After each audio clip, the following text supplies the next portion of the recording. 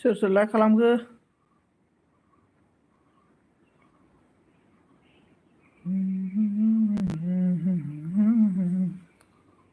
ला ला ला ला ला ला ला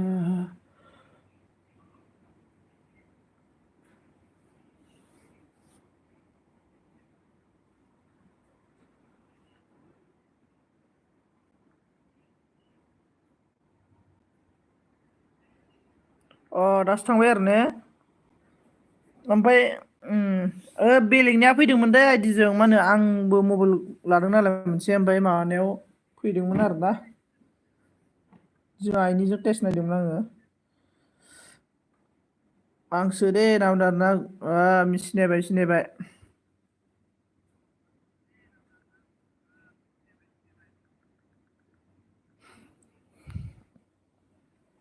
सोर सोर दं कमेन्ट खालामदो दे गाइस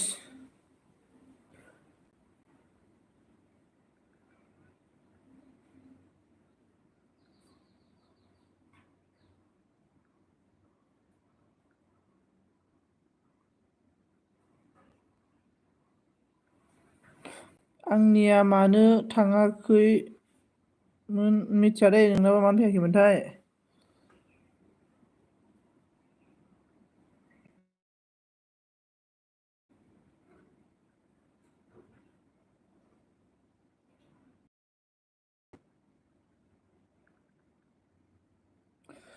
बुंदों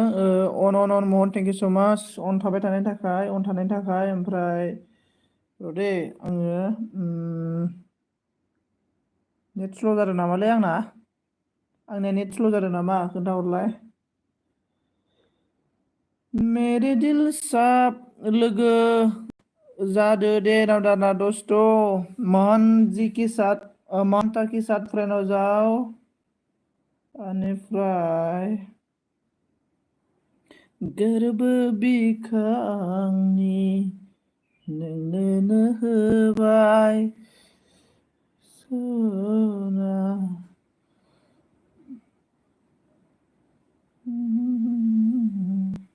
येसो नायनोसै बे माथो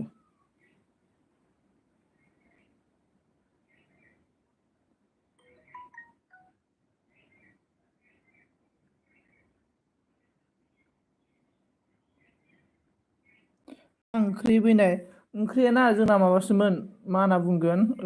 मा ओंख्रिमोनथाय अनलासोमोनलै बेनिफ्राय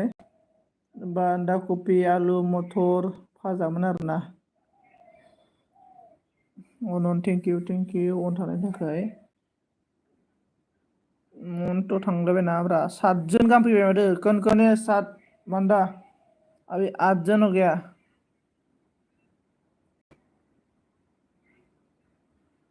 बेनिफ्राय मा नाम महन्त ब्रदार नोंबो आंजों लोगो जाहैयाखै आं नोंखौ लोगो खालामाखै महन्त ब्रादार नोंखौ ना माबाया दैमु आब'आ माने साब खालामबाय आरोना ओमफ्राय नोंबो बेग हरदो आरोना बेग हरदो बेनिफ्राय ब्लु होना होदों आं र' आब'नोबो ला ला ला ला ला ला ला ला ला माबानाव दैमु आब'नाव आइदि दंना गैयाब्रा दैमु आब'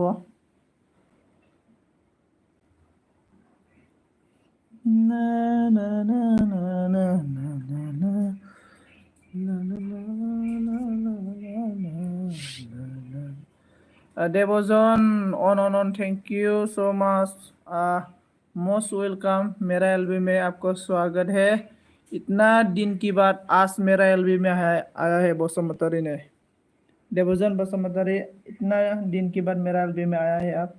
प्लीज लाइक नहीं किया तो लाइक करो बेनिफ्राय देवजन आपका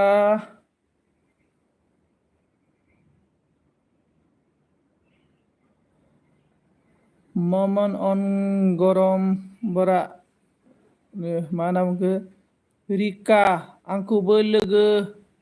लोगो खालामदो फ्रेन्ड आदारना अके नोंखौ लोगोखा आरोना नै नायबानो जाबाय नोंखौ लोगोखा आङो हा नोंखौ लोगोखा बेनिफ्राय लोगोफोर नै लोगो जालाबायदो आं ब्लु नाबाय आइडि हरगोन दे आंनाव फुराना आइडि दं आरोना मोननै आइडि दं आंनाव जाय जाय मोनलाखै बिथांमोननो हरगोन ओमफ्राय जाय मोननायाथ' मोनबायसै आरोना ओमफ्राय जायफोर मोनाखै बिथांमोननो आइडि हरगोन आरोना आङो जागायनोसै दे कमेन्ट खालामदो दे दस्थ' सोरनि कमेन्ट पास मोनो बेनिखौ खालामगोन आरोना आङो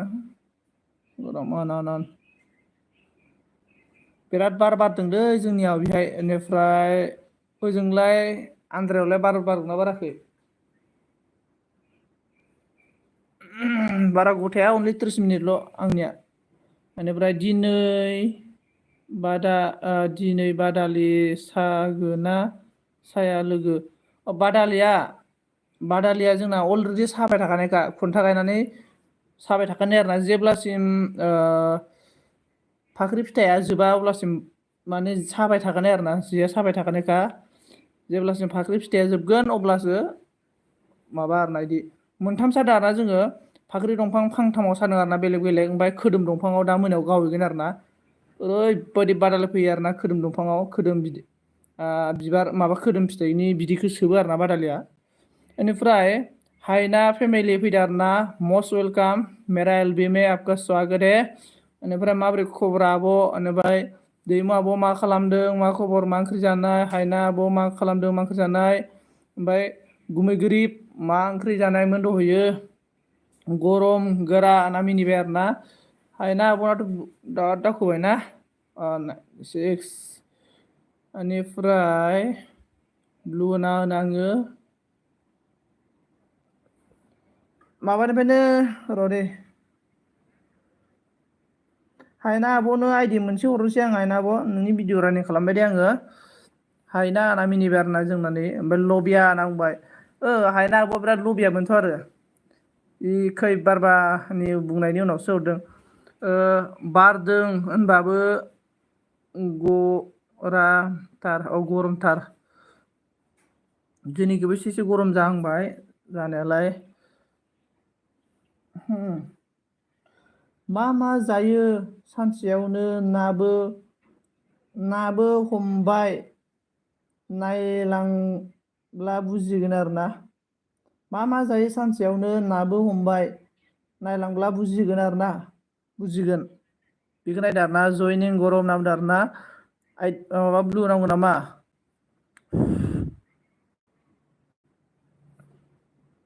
हायना आब'निखौ भिडिअ रानिं खालामबाय आरोना आङो सोर दङ कमेन्ट खालाम दे भिडिअ रानिं खालामगोन माने जाय दङ कमेन्ट खालामबानो जाबाय अब्लासो आं मिथिगोन आरोना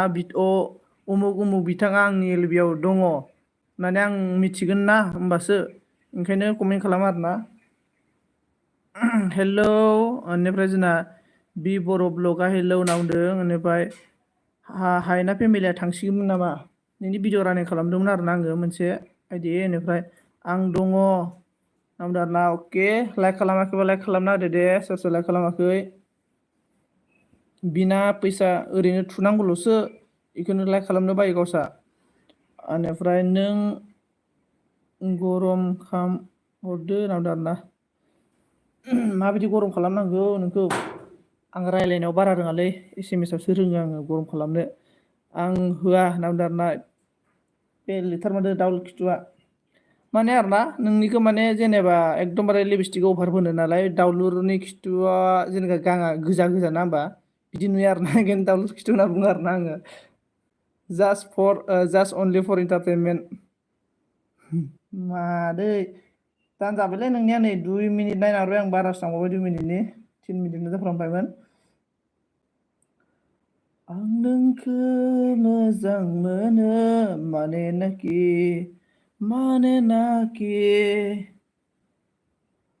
हायना आब'निया दानजाबाय दै ओमफ्राय दाउलुर खिथुनिखौ नायनो र' दाउलुर खिथुनाबो दं माथो दाउलुर खिथुनिया भिडिअ रानिं दे माबा आरोना मा होनना बुंगोन मोनालायनाय जाबाय फैसाखौ मोनगोन ना मोना जागौमोन आरोना बे भिडिअ आरोना मोनालायनाय जाबायनो आरोना बिसोरा एबा अबाव मोनालायनाय जाखो खामानि मावहैदों सोना मादों ना बेंकआवसो फैसा लायनो थांदोंमोन ना मा मावदोंमोन बेनिफ्राय आं होआ होनना बुंदों आरोना मादै होननानै फाग्ला जों नोंनालाय ओमफ्राय बारलेब फेसना मा होथाय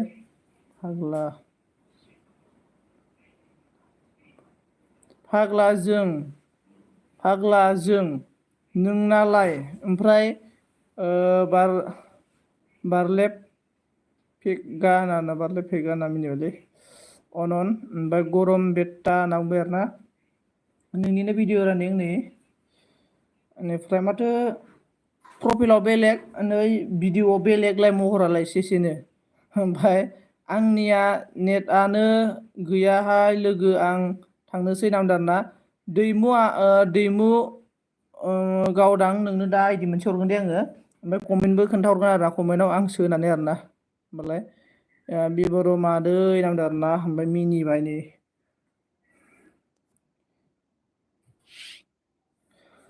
मानेनाखि दयना फायदा जादोंमोन दयनाया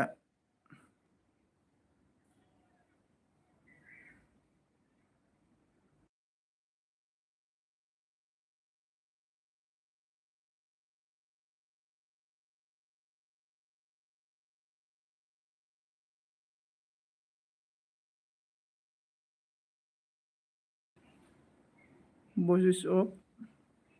Sonjit Goyari turn on mute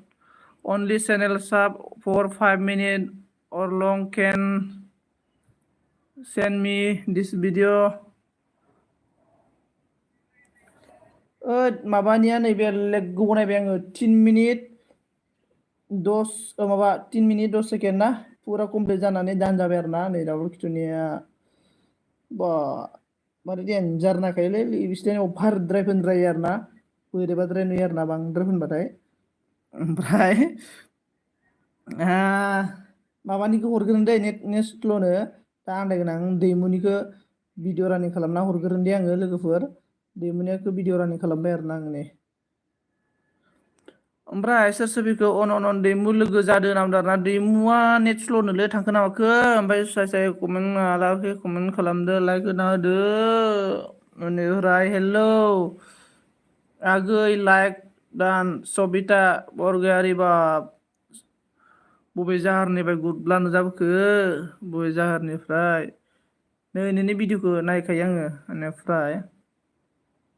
thank you so much most welcome मेरा एल्बम में आप सभी को रखो में welcome hello guys welcome to my channel all friend ओमफ्राय टेक खालामनाङो पिन मेस जाबाय बेनिफ्राय दैमु लोगो खालामबाय दै आंनिखौबो खालामदो होनना बुंदों आरोना दैमुनो कमेन्ट हरनानै दोनबानो जाबाय एसे रिप्लाय होगोन इयो अन दैमुनि भिडिअ जोबनानै इन्टारटेनमेन्ट अलनिसो भिडिअ फैलायलांबाय माथो आंनावलाय लाइक दान दैमुनिया लाइक दान जाबाय दे बेनिफ्राय नों कमेन्ट हरना दोननो आरोना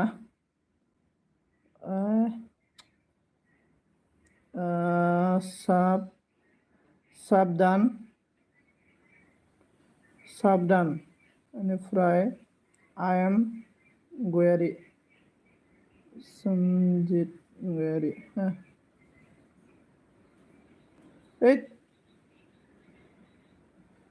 सो मिस्टेक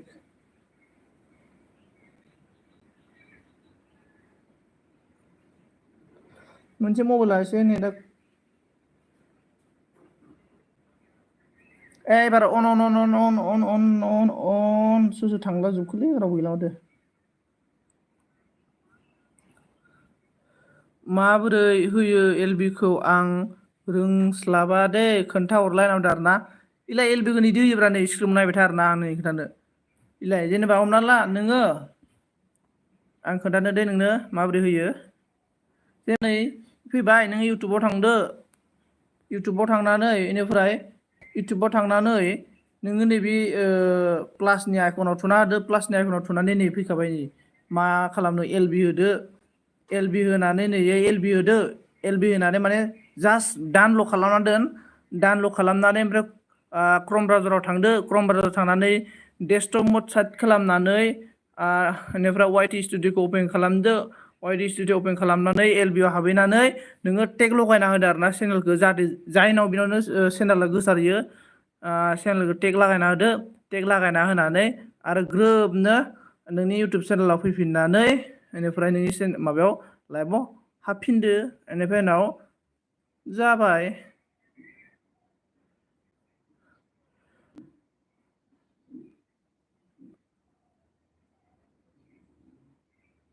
मेन इम्परटेन्ट आरोना जिखुनु माबाखौनो टेग लगायखानांगौ आरोना टेग लगायबासो चेनेला माबा जायो एलबियानो हो जियानो हो आरोना थेंक इउ स' माच बीडी भाई मेरा एलबी में आपका स्वागत है बेनिफ्राय मस्ट वेलकाम बेनिफ्राय आंनोबो हरदो आइडिखौ दाना सबिता नोंनोबो आइडि हरगोन नैलाय र' नायनाङो सबिता नोंनि भिडिअ रानिं दै सबितानि भिडिअ रानिं निउ ब्लग स्टेटास ये आरोना निउ ब्लग स्टेटास आरोना भिडिअ रानिं आरोना बेनिफ्राय सबिता आब'नि भिडिअ रानिं आं सबिता आब'खौ नोंखौ सिनायाखैमोन आङो दासो माने प्रफाइलखौ नों चेन्ज खालामबायना सिनायाखैमोन आरोना ओमफ्राय दा सिनायबाय आङो बेनिफ्राय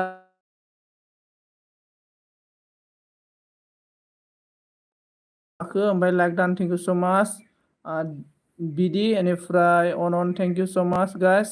अखाब्रा मिनिबाय आरोना मोस्ट वेलकाम मेरा एलबी में आप लोग सभी को मतलब मेरा एलबी में स्वागत है बेनिफ्राय लाइक आइडि हरदो होनना हरगोन दे मोननैसोल' दंलै आइडिया बेनिफ्राय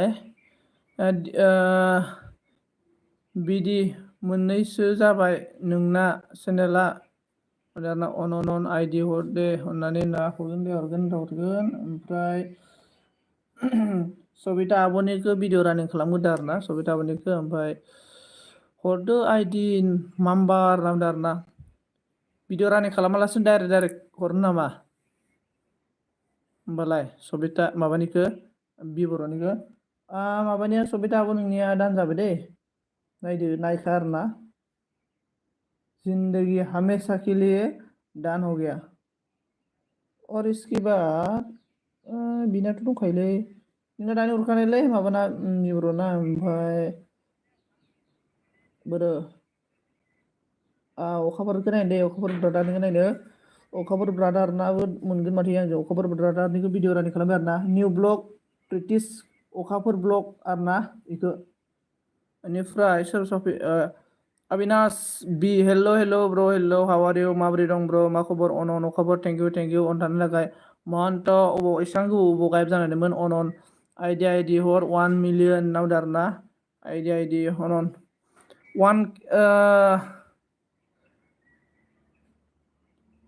मा होनना बुंगोन आंनिया 1K जायोबा नोंसोर सासेयाव ना 50 आइडि हरगौमोन आङो 1K जायोब्ला आंना मा होनो गंथामसो सिम बानायनानै आइडि बानायनानै हरगौमोन आं नोंसोरनो 1K जानाय मोनब्ला आरोना मबाइल गंनै दंखायो आइडिखौ ओरै बानायनानै सासे 50 आइडि हरगौमोन आं नोंसोरनो बेनिफ्राय मिनिबाय आरोना अखाफोर माब्रै ब्र' नाम दोनै ब्लु बावदोंसो माबानि भिडिअ रानिं जाबाय दं दै सरि बबेबा सांफ्रांबायलै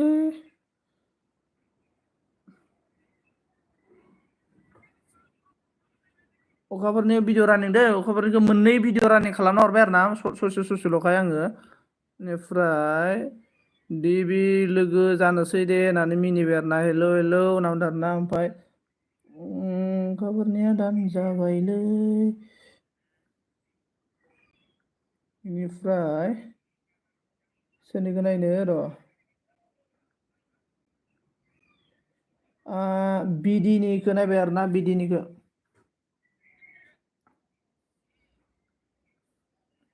अभी तक जिंदा बेखौ नायदो आरोना ओमफ्राय माथ' अन लोगो जादो दे नांदो आरोना आंनोबो हरगोन र' आइडिखौ गांथाम दङ मबाइला होनना गंथाम दं मबाइला अके थेंक इउ आगै नांदो आरोना मस्ट वेलकाम बेनिफ्राय अखाफ्रा मागो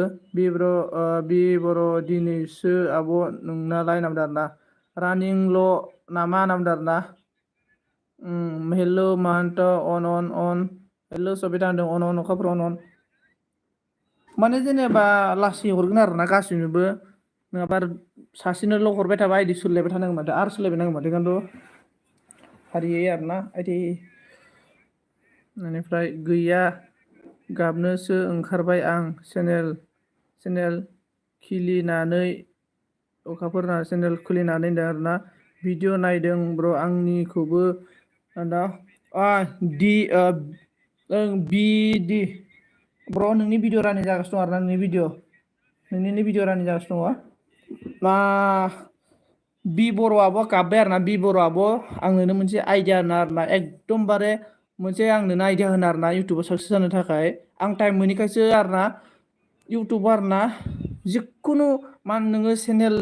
खुलिनानै नोङो भिडिअ आपल'ड खालामबानो नोंनि भिडिअखौ इउटुबा भाइरेल खालामखायो आरोना भाइरेल खालामनायनि ओंथियानो जाहैबाय मा जिखुनु बिथिङावनो सेयार खालामखायो आरोना ओमफ्राय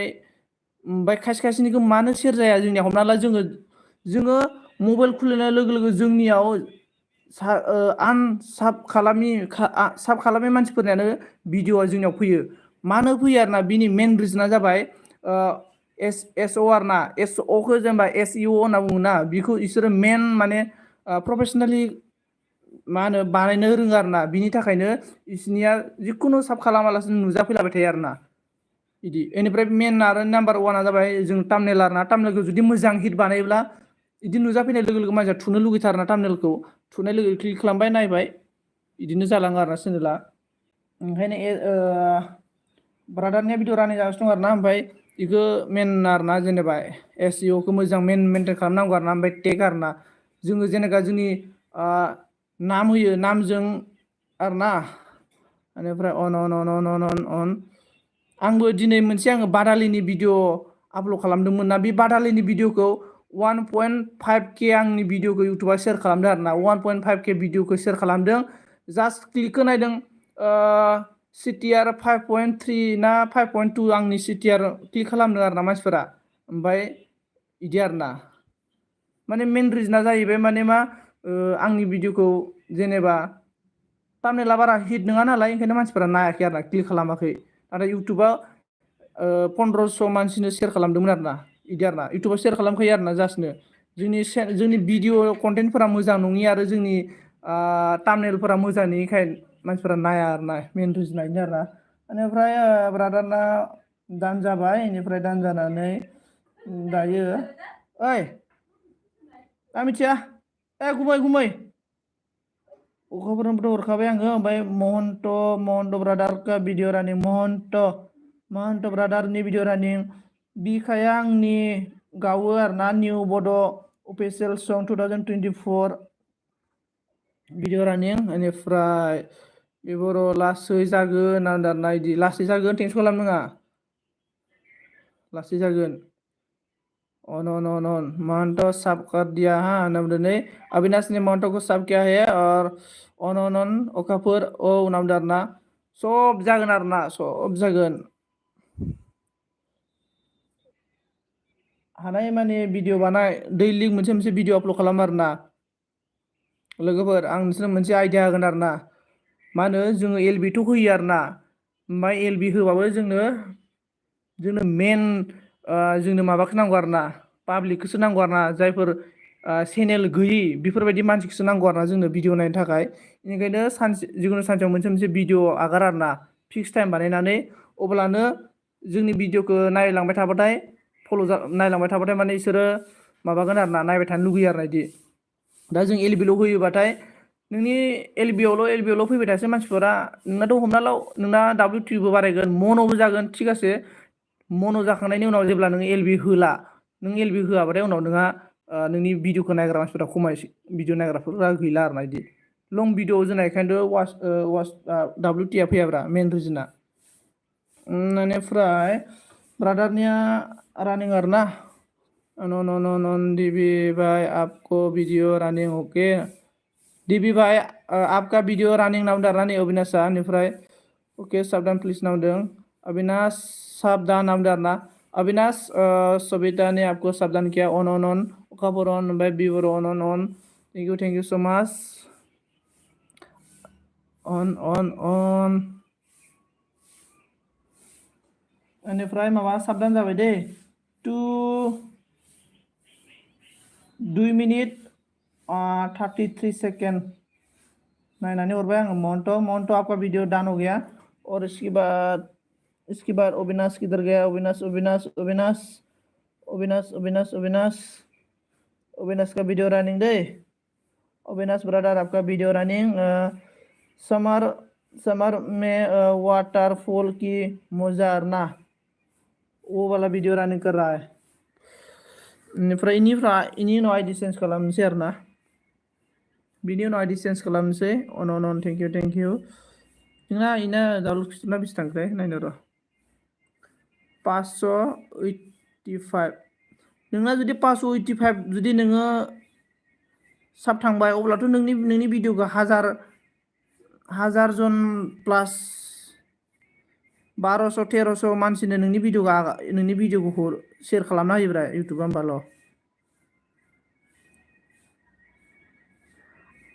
आङो दयो आंनि दय भिडिअखौ नायदों आरोना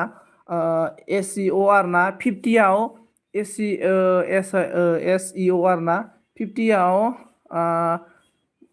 मा होनना बुंगोन बादालि बेदर जालायनाय भिडिअ आगारनाया 50आव 31%ल' आंना SEO कमप्लिट खालामनो हादों आरोना आङो टेग खालामनायनै बेनिफ्राय आंनि टाइटेल ओमफ्राय डिसक्रिपसन लिंक मारिनाय जिखुनु मिलायनानै 50आव 31ल' SEO खालामनो हादों आरोना आङो 50आव 31ल' SEO खालामनानै इनि उनाव इउटुबा शेयार खालामदों आरोना बेसेबां मोजां नोंनि SEO खालामनो रोंगोन नोङो इसांनि इउटुबा चेनेलखौ शेयार खालामनो हायो आरोना मेन खोथायानोसै आरोना बेनिफ्राय अविनाश का भिडिअ रायनो हराय थेंक इउ सो माच अखाफोर ब्रादार आंनि एलबियाव एफा गोबाव थानायनि थाखाय बेनिफ्राय बि बर' थेंक इउ सो माच आंनि ल' थानायनि थाखाय अन दे कमेन्ट खालामदो लोगोफोर आं बुंनाया बाराद्राय जाबाय नामा बेनिफ्राय अविनाश का वीडियो डन हो गया दे स्विमिंग पूलनिया 3 मिनट नायना हरबायलै नि वीडियोखौ अविनाश आपका वीडियो 3 मिनट देख के डन कर दिया अविनाश बेनिफ्राय रावबोथ' गैला आमेन माबा एनिमि हेल' एनिमि लाभार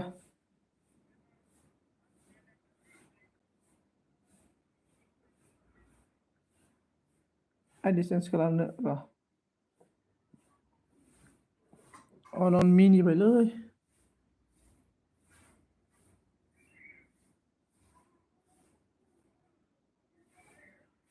अन जों दंना गैया दायो स्टिल जों अन वेलकाम मस्ट वेलकाम गाइस बेनिफ्राय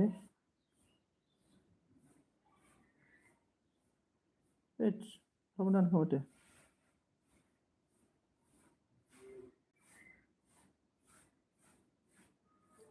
oke onon rode माबाना भिडिअ रानिं आरोना बि बर'नि भिडिअ रानिं दे एबार बेलेगखौ नायबाय आरोना आं एबार माबाखौ नायबाय थाइनै मेगनखौ नायदो आरोना ओमफ्राय अविनाश ने क्या बोला बीडी भाई बी वॉइस का वीडियो साफ कर दिया ओके राटा नांदोंना डीबी ब्रादार नै अविनाशआ नोंखौ साफ खालामबाय आरोना ओमफ्राय भिडिअ बि वॉइसनि भिडिअखौ नायनानै ओमफ्राय अखाफोरा अन थेंक इउ सो माच अन थानायनि थाखाय बि बर' नोंनि वीडियो रनिंग हो रहा है और इसके बाद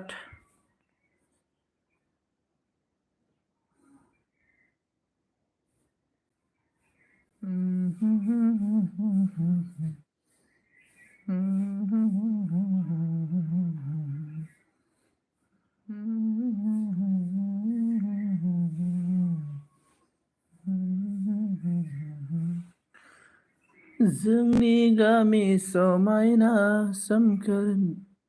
बयस नामा होननानै मिनिबायलै बयस हेलौ बयस बैसाग सिङाव मा नागिरखो ओमफ्राय बिब' माबाया बड'आ दावउल खिथुआ सिला माबा न' सिबदों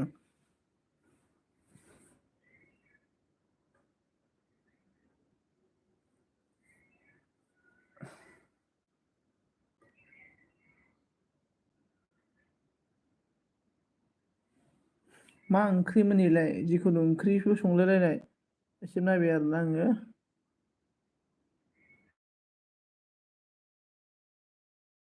अबावबाथ' जि खोन्थायो ओमफ्राय मोगथाबा मावगोन ना मावाथाय ओमफ्राय साबधान जाबाय आरोना ओंख्रि संनायसिम रानिं खालामबाय आङो बेनिफ्राय इसकिबाद अखाफोर ब्रादार र' अखाफोर ब्रादारना बे आइडिजों दानखालै अखाफोर ब्रादारना बे आइडिजों दानखा बेनिफ्राय मैया मैया मोनलांदों खोमा बे आइडिजों अखाफोरा बेनिफ्राय अबिनासनिखौ नायनोसै र' अबिनास बी बर' कैसे हो बोल रहा है देखो बी बर' कैसे हो बोल रहा है अविनाश का भिडिअ रानिं अबे मोनसेखौ नायनो र'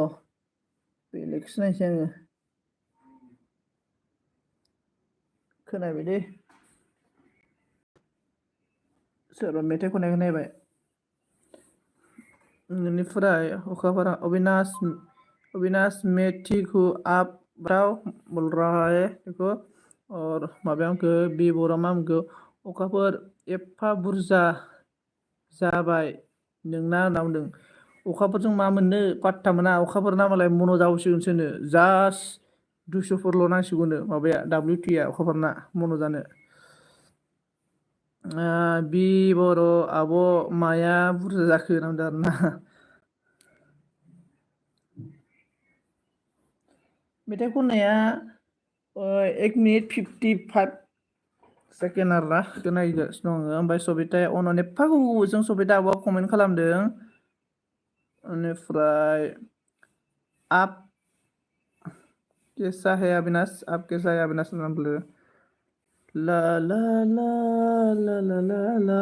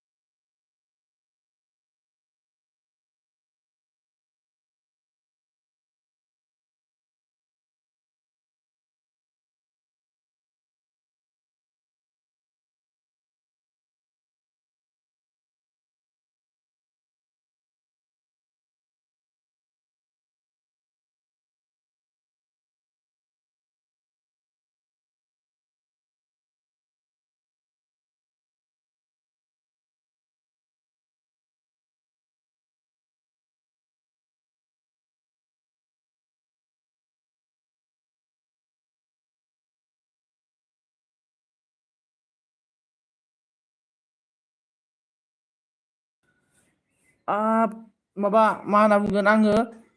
मुदाव होनानै रायज्लायगासिनो आरोना आङो सरि मुदाव होनानै रायज्लायदों सरि रामसियारि हेल' होनना बुंदों आरोना हेल' ब्रादार नों मस्ट वेलकाम ओमफ्राय पुनः मोस्ट वेलकाम मैं मतलब मूड में देख के मतलब बात कर रहा था सॉरी बेनिफ्राय अबिनाश नै सबिता आब' नोंखौ अबिनाशआ साब खालामबायनो आरोना ओमफ्राय कमेन्ट खालामदो माबा कमेन्टबो हरबाय आरोना बेग हरदो बेनिफ्राय अनन मा सिरि जाखो ना आंना मबाइला बोरैबा जाबाय नामा मबाइला ना बोरैबा जाखो थिगानो जादों आंसो एसे मेन्टेल क्रेक जाना थादों आरोना बेनिफ्राय लाइक डान थेंक इउ स' माच राधे राधे अके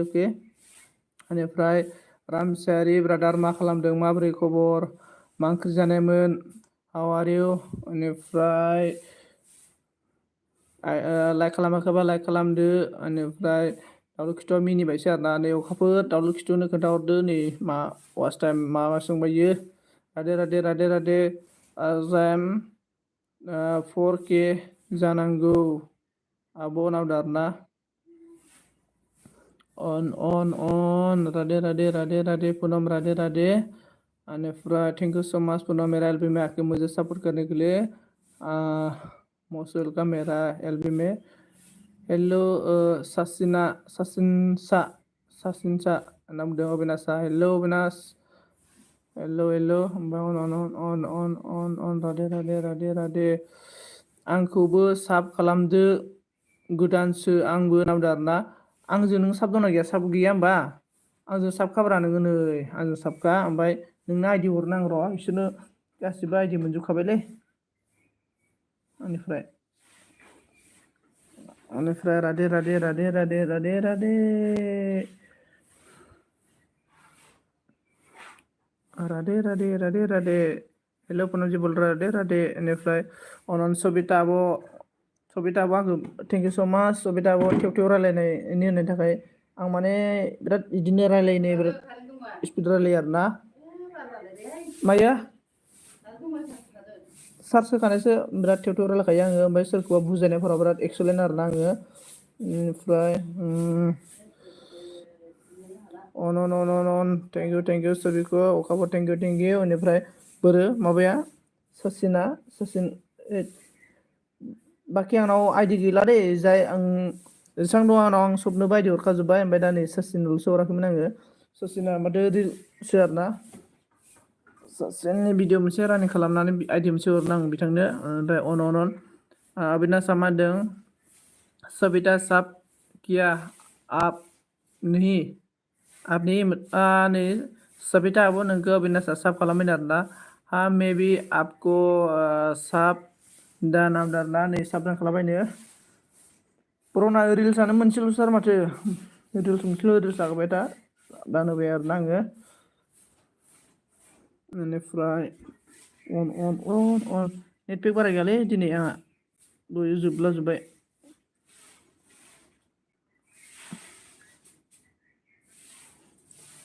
बेनिफ्राय अखाफोरा अन थेंक इउ स' माच अन थाखाबाय थानो थाखाय अखाफोर ब्रादार ओमफ्राय थेंक इउ सबिता नामदों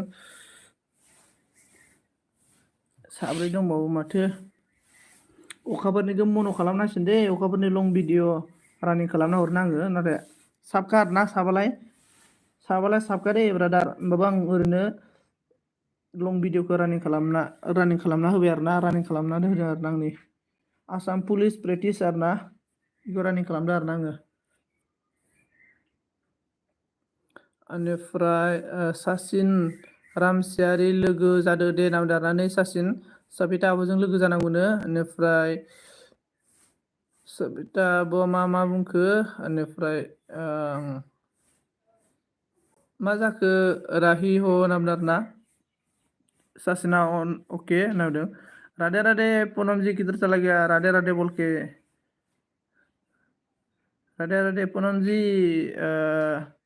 मोती जी को क्या हो रहा है मतलब आजकल तो मेरा एलबी में भी नहीं आता है और आपका एलबी में भी नहीं जाता है क्या हो गया इसको इतना दिन तक देखा नहीं है मैं इसको अन लोगोफोर जास्ट लोगोफोर 10 मिनिटल'सै आरोना 10 मिनिट एलबी बन्द खालामसै बेनिफ्राय हेल'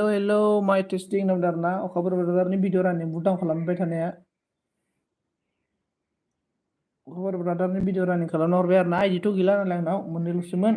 आइडि बानायनो टाइम मोनाखै आरोना आं लोगोफोर बानायगोन र' मालाबा 10टा आइडि बानायगोन आङो जाय आंजों एक्टिभ थाबाय थायो 10टा आइडिजोंबो भिडिअ रानिं खालामनो हरगोन आरोना मथथे मोनसे भिडिअखौनो ओरैबायदि रानिं खालामगोन 10टा आइडिजों 1K भिउ खालामना हरगोन आरोना आङो लं भिडिअखौ बेनिफ्राय कमेन्ट गाइस सचिन रामसियारी साबधान सचिन रामसियारी आपको सविता दीदी ने साफ किया है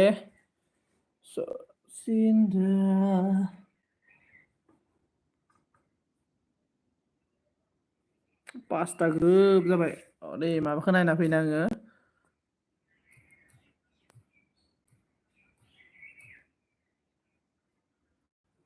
La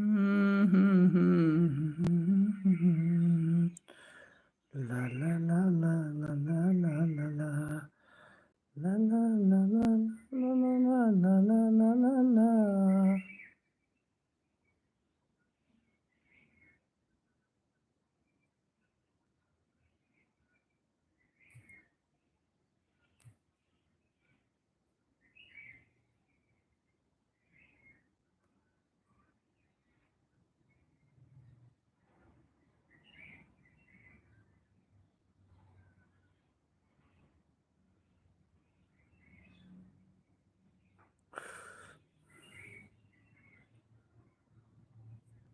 हाजोमा फैदों माथो all friend bye now that now Avinash thank you Avinash मेरा एल बी में आके थोड़ा हेल्प करने के लिए सपोर्ट करने के लिए हाजोमाया मा बुंखो अखाफोरा मा होनदों आं ओंखारबाय साराव दा अके थैंक यू सो माच बेनिफ्राय हाजोमाया मा बुंखो हेलौ ब्र लाइक डान thank you so much हाजोमा brother like होनायनि थाखाय बेनिफ्राय सचिना मा बुंखो सबिता बरगयारि नाम फरायाखै नांदारना अन हाजोमानिखौ नायनो दे बे आइडिजों दानना गैया हाजोमाना बे आइडिजों दानखालै हाजोमा नोंसोरनो आइडि गैलालै आंनो आइडिखौनो बानायाखै अखाजोबनायसै आरोना आं वेलबो दोननोसैलै दिनै माने एसे बारा मोजां नङा आंनि मुडआबो खाराब जायला जाथा हेलौ नावदार आब' जायला जाथा नुजाफैबाय होमबा जायला जाथा नोङो दासो हेलौ ब्रादार मस्ट वेलकाम मेरा एलबिमे मा खालामदों सार नावदार ना नै गोदाव सोराव ओरैनो दंलाबायो आरोना ओमफ्राय मस्ट वेलकाम आंनि एलबियाव ओमफ्राय सासेना मा बुंगो सबिता बरगयारि फैयाखै नावदार ना माबाया कमेन्टआ एसे लेटै फैयो आरोना कमेन्टआ एसे लेटै फैयोलै खायसे ओमफ्राय अके ब्र नावदार ना हाजोमाया मा खालामदों हाजोमा माबोरै खबर सबर मा ओंख्रि जानायमोन जायला जाथा ब्रादारा मा बुंखो दासो सार नावदार ना अके मस्ट वेलकाम मेरा एलबी में आपको स्वागत है बेनिफ्राय अन बेनिफ्राय सबिताया मा बुंखो सबिता बरगयारि होनांगौ नावदार ना नै एखौबो होफानांगौ आरोना एडारेट सबिता बरगयारि होनांगौ आरोना एडारेट सबिता बरगयारि होनांगौ आरोना मानो जागोन बेनिफ्राय नै आं सबिता आब'नो मोनसे आइडिया होनो आरोना सबिता आब' बिदि खालामबा फैया माया होनना बुङोना मानसिफ्रा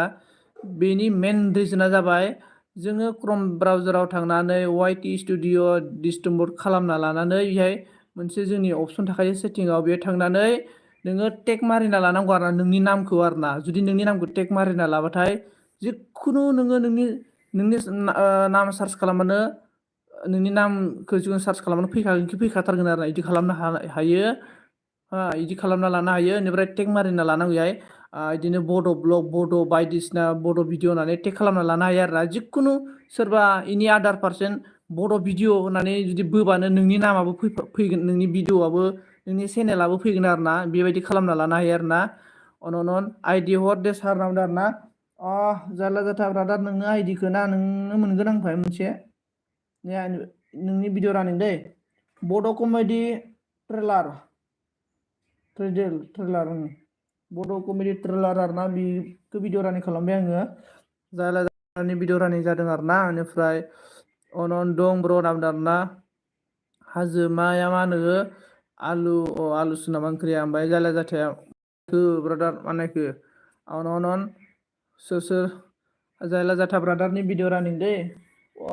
डेन्जारलै खाट्राबादो भिडिअआ दाखुफोर नामा दै टेंकिनिफ्राय गाखोबोनाय आरो जोङो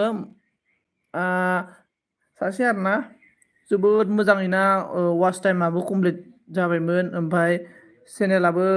1300 साब जाबायमोन ओमफ्राय ना स्ट्रिक मोननै स्ट्रिक फैनो हादों आरो ना जुदि मन'नि एप्लाइ खालामबानो स्ट्रेट जानानै चेनेलानो उरायलांगोन आरो ना बिदि जानो हादों आरो ना बिदि दा बिनि मेन रिजना जाहैबाय जोङो मालायनि भिडिअफोरखौ माबाखौ मालायनि मा होनना बुंगोन मिउजिकफोरखौ जों खावोना बेहाय माने चेनेला स्ट्रिक होना दोनो आरोना जों फाथा मोनस्ला बायदि ओमफ्राय जेब्ला जों सानसिगोन आरोना आंना जेबो कपिराइटआनो फैया होननानै जों बुंसिगोन आरोना जेब्ला ओमफ्राय मन' जानायनि सम फैयो बैयासो डाइरेक्ट बुजाबजोबना होयो आरोना बिसोरो ओंखायनो मालायनि मिउजिक खावना आरोना मिउजिक खावनोब्ला क्रम ब्राउजाराव थांनानै ओमफ्राय वाइ टि स्टुडिअ अपेन खालाम इउटुब.com होननानै ओमफ्राय बेहायनो इउटुब लाइब्रेरिटि होनाय दङ इउटुब लाइब्रेरिटियावनो जोंनो फ्रि मिउजिक भिडिअ होनाय दङ जायखौ कपिराइट फैया आरोना बेबायदि मिउजिक होनाय दङ आरोना जोंनो बेफोर मिउजिकखौ डाउनलड खालामनानै भिडिअफोराव आपलड खालामो आरोना भिडिअ होआ आरोना लोगोफोर बेनिफ्राय जायला जाथा ब्रादारनि भिडिअ दान जाबाय दै फुरा कमप्लिट नायबाय आङो बेनिफ्राय आइडिथ' गैलालै आंनाव दिनै आइडि बानायनो टाइम मोनाखै गाज्रि दामोन लोगोफोर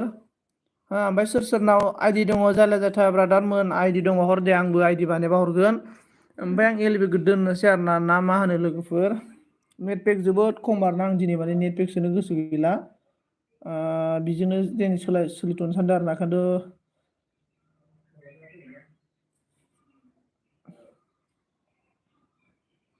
सोर दङ खेनसे गासिबो कमेन्ट खालाम दे जाहाथे आङो मिथिनो मोनो आरो जाहाथे आं मिथियो आरोना आंनि एलबिआव जोबजासे थादों होननानै आं मिथिनो मोनो आरोना जाहाथे आंबो सानसे बिथांमोनखौ माबानो होननानै आरोना हेल्प खालामफिननो हानाय बायदि ओमफ्राय मा होनना बुंगोन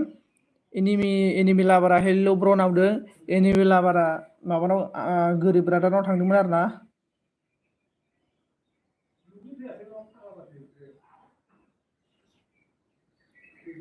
बेनिफ्राय मा होनना बुंगोन अन थेंक इउ अन थानो थाखाय ओमफ्राय जायला जाथा ब्रादार मानो गाबखो आंनाव आइडि गैलालै जायला जाथा ब्रादार नैबे आं दा जि माबा मबाइलजों एलबि होदों बेहायसो आइडि दङ आरोना मोनसे दङ बेहाय ओमफ्राय बिखौथ' आरो नै माबोरै हरनो दा नै माबासो एलबि लागायबाय थानायावलाय बोरै हरनो ब्रादार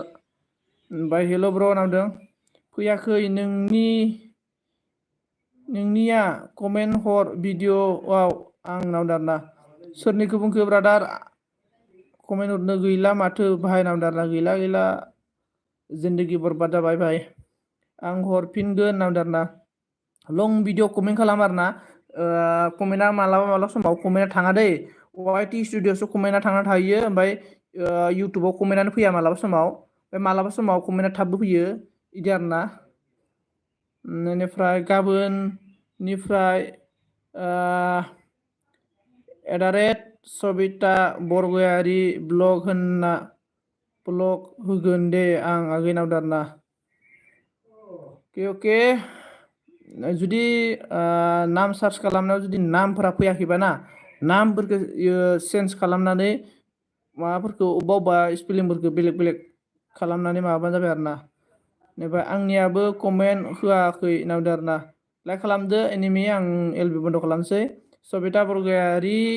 नों ना फैयाखै नावदो ना ब्रदार सबिता बरगयारि ना फैगोन नोङो ओरै माबा खालाम आरोना बिदि आरोना आं सार्च खालामनायनो दे आंनियाव नायबाय थाबाय नोंसोर लाइभआव सबिता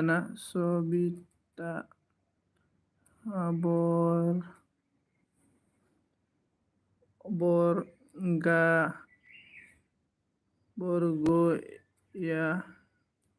ने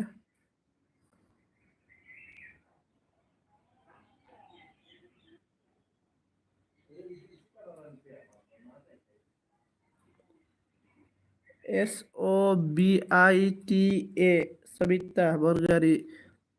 BI गिदिर ना गिदिर अ बेनिफ्राय BROZORY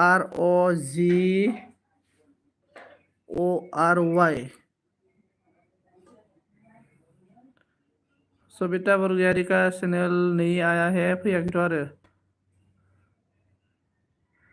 जुदि इदि फैया बेलेगा फैदों मा नामगोन चेनेल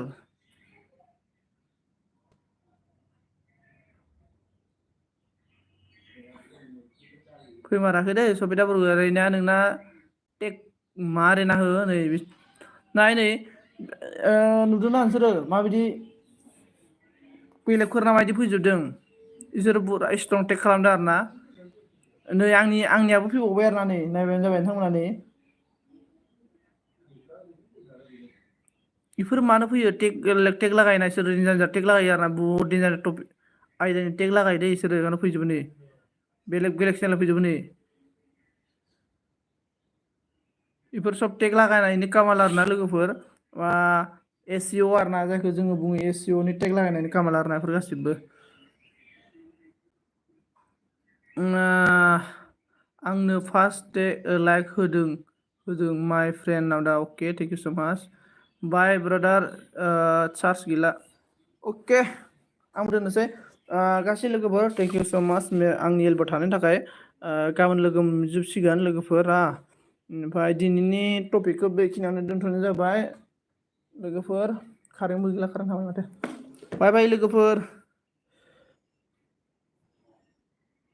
सबिता बरगयारि आप खालामबाय दे साब खालामबाय नामदार सबिता बरगयारि साब खालामबाय नै ओमफ्राय माने ब्लु बियाखैना आंनाव ब्लु बिबा ब्लु हरोमोन ना आं नै ब्लुखौनो बियाखै आंनाव बावदोंसो आङो ब्लु बिबानो आं हरथारो ब्लु बिनांगौ ब्र आं ब्लुबो होनो रोङाखै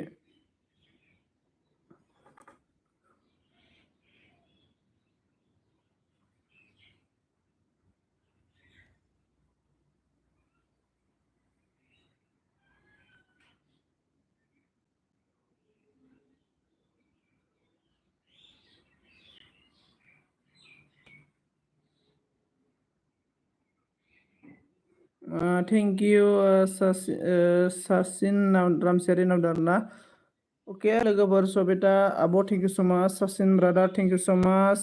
आंनि एलबियाव जोबजासे थानायनि थाखाय आरोना थेंक इउ स माच गाबोन लोगो मोनफिनगोन लोगोफोर बाय बाय आरो दाहाय सोरनिबा एलबियाव लोगो मोनगोन आरो ना दा मोनायाव थेंक इउ स माच दे गासिबखौबो बेनिफ्राय बाय बाय आरो ना लोगोफोर